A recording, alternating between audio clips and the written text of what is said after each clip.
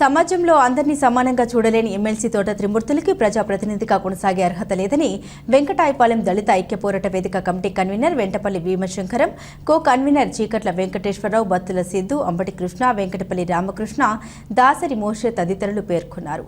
మండపేట 7వ వార్డులో ఎంఆర్పీఎస్ నేత దూలి జయరాజు మాదిగ అధ్యక్షతన నిర్వహించిన మీడియా సమావేశంలో వారు పాల్గొని మాట్లాడారు.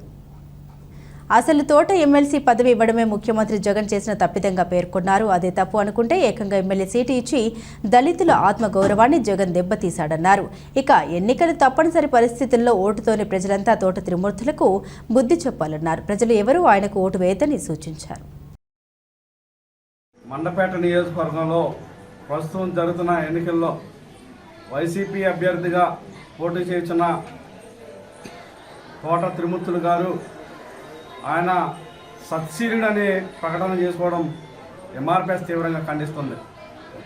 ఆయన్ని విశాఖ కోర్టు నేరస్తుడని నిర్ధారించి ఆయనకి 18 నెలల జైలు శిక్ష, 2 లక్షల రూపాయల ఫైన్ కట్టిన చరిత్ర తోట త్రిమూర్తులు గారికి ఉన్నది.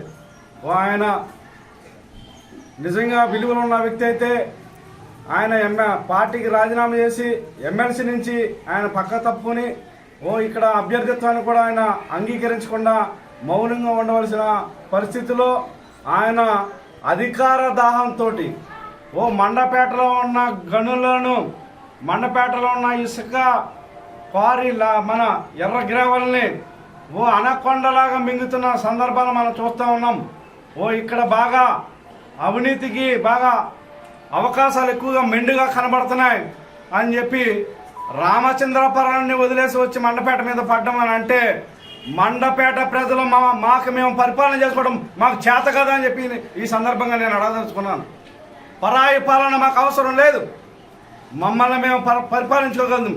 అందులోకి ఇలాంటి సెటిల్మెంట్ బ్యాచ్ని, ఇట్లాంటి దుర్మార్గాన్ని, దళితులకు శిరోమానం చేసిన ఇలాంటి వ్యక్తిని మేము ఎక్కడ కూడా నెగ్గనిచ్చే పరిస్థితి ఉండకూడదని చెప్పి నా దళిత బలగైన వర్గాలందరికీ కూడా నేను స్వయంగా ఎంఆర్పీఎస్ నుంచి విజ్ఞప్తి చేస్తున్నాను.